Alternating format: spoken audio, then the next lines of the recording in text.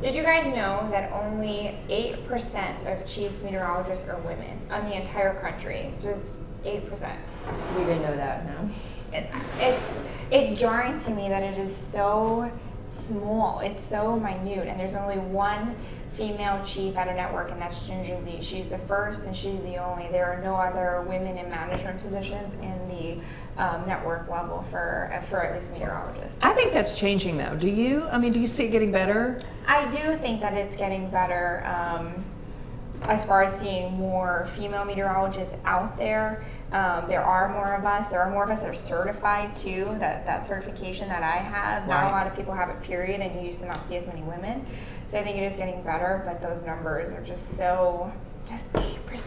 Why do you think that there are less female meteorologists in the field? I think because at a young age, girls are taught to do girly things, like be in the fashion industry and cook and things like that, which is fine. I have lots of friends that are in the fashion industry, but they're discouraged from doing manlier things like science and construction and things like that. My cousin is actually a civil engineer. She works out at workplaces with hard hats, and all the signs say men at work. And she actually took the sign and put a piece of paper and put a WO in front of it because she's the only one out there in construction boots and a hard hat because she's a civil engineer, So interesting. Yeah, I thought it was so funny, and I was like, "You go, Krista." I've been at this a lot longer than you guys have. I'm slightly older than you ladies, right? Just slightly. But I feel like it has changed pretty dramatically. Like when I first got into broadcasting, it was better. I mean, you were starting to see more women in leadership roles and on camera. I think it's come a long, long way over the years. I think we still get judged maybe a little bit more than our male counterparts, everything from appearance to, so you do still have that. But, when I watch, for example, the Weather Channel, I see a lot of women on there, and I love seeing that. Yeah. I'm seeing more minorities on there, and I love seeing that also, because you get kind of a diverse audience. You should have that diversity on TV also. But I feel like it's getting better, and I can only hope and pray that you guys feel the same way. Yeah, and you were talking about like women getting maybe judged more. Have you guys, like as female journalists, received some criticism over the years? If I had done for every email or you see women in money and bad about it for some of the comments. Yeah. Some people think, I don't know what, but you have people, I don't like your necklace. Mm-hmm. I don't like your haircut. And it's like, are you listening to what I'm saying at all? Yeah. Right. No. I cover politics a lot, and I feel like, there's a lot of people that are in politics, and it's mostly men. I mean, the Missouri State Legislature is mostly men. There's limited women. And I'll walk into the House and I'm like surrounded by men the whole time. And I'm like, I don't know. I mean, they'll talk to me. I've been hit on before while being in there. So it's something that I'm like, I feel like a lot more women should be covering other things. It's not just STEM. It should be other things that people go into that women can do that they may feel like they're not able to because there's so many men already in the job. That's true. I have a question for you, Joy, because you, I think, seen both eras, because we are more in the era of social media, but you saw what journalism was like before Twitter and Facebook. Do you think that social media made some of those criticisms for women better or worse? Because I feel like it's almost never end. I feel like it's easier for viewers. It's easier for the public to contact me and tell me I hate your shirt. Or well, you know and what I'm saying? they tell it in the most public forum ever, because they'll comment on something that everybody else sees and feels emboldened to comment on also. It used to be talk radio was really kind of the only anonymous sort of thing. I mean, whether or not there was a call screener, you could call in and kind of vent a little. A letter to the editor, typically they have you sign, who are you? This letter comes from such and such in Aurora, Missouri or whatever. But on social media, it's like no holds barred, but we can weigh in as well. That is true. We can weigh in as well. And I think to get into this business, you need a thick skin and always have had to. Do I think you need a thicker one now? Yeah, big time. Because you never know. 24/7. You wake up in the middle of the night, check your phone, and someone's jumping your case, right? Yeah.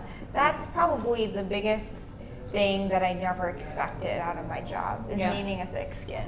You know, I never realized or anticipated that some people could be mean. Some of the things, you know, I've had people actually insinuate that I got my job by performing a sexual act on my boss because they didn't like the joke that I said on air. They said, "Oh, you must have done this to get your job," and I got so upset about that. That was one of the first times that I cried at a viewer comment. You can't fix stupid. Well, I was I know it hurts. What bothered me was, would they ever say that about my male co-anchor? Right. Insinuate that he had done something like that Oh, for I his know. job, and here I am, moving across the country, 4 years of school, certifications, studied, all of this work. Yeah. And you think that it boils down to I did that That's for when my somebody job? tries to knock it down a notch, and that's Yeah. when we have to just say, you know what? Yeah. You're always going to get that, and you're always going to have to just let it flow over you Yeah. like water off a duck's back. You know, That thick I just, skin.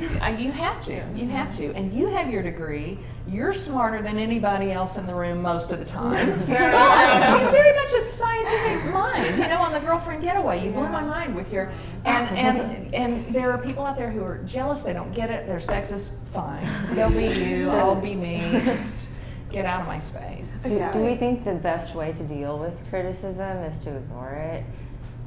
Like, you know, when people send us messages, what do we think is the best way to deal with Pick your battles. Yes. Some things I ignore, Like some what? things I'll clap back at. Yeah. I feel like most of the time they always have grammar mistakes or spelling mistakes. Yeah, they always have and they would grammar never tell you that mistakes. to your face Never. either. So. Yeah. Never. They don't have the guts to come to you face to face. Right. They'll unload. How many calls do you get though? I mean, people are always mad that you broke into programming because there's a storm or something like that. Yeah, a lot. And even then, and then you have the woman thing on top of it. So Yeah. it's like never ending, but you handle it very well. Oh, thank you. It's something, like I said, it's something that I really had to learn how to deal with. Yeah. You know, things used to really bother me, and I've let some things not bother me anymore, but I still think there's lots of work that I have to do to let things bother me less, you know? Yeah. It just, Don't you want to fire back though at some of these people and just say, do you have a Yeah. mom? Do you have a niece? a Do you have a daughter? yeah. I did get an anonymous text once about how terribly I was dressed during my live shots and stuff.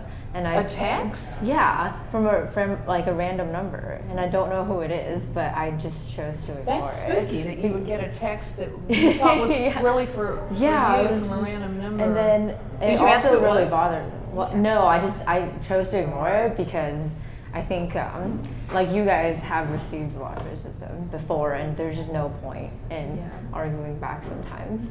Yeah, So- I think sometimes it gives them the satisfaction, right? And Yeah, then that's they'll the answer thing. back. Or Yeah, they sometimes want you it's to a- reply sometimes. Right, or sometimes it's amazing how all of a sudden you say something and then it's like they never said it. Oh, you're great at your job. Like all of a sudden it's like they never said it Yeah. to you again. Like, oh no, you're great. Look, watch it, and it's just like I got an email Oh, during the man. midday when I used to anchor the midday.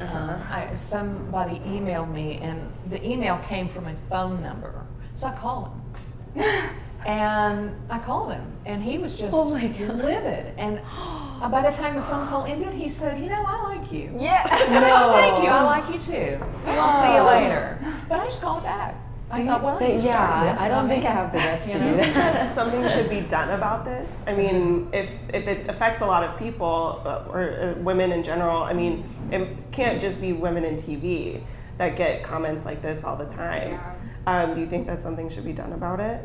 Well, I think it just depends on your I guess your workplace. But I think there are more rules. I think there are more there's more awareness that things aren't always okay, and that there's a chain of command. And I think as women we need to follow that. Go right straight to somebody if there's something going wrong that we don't appreciate. So in that respect, I think it has gotten better. I hope it has.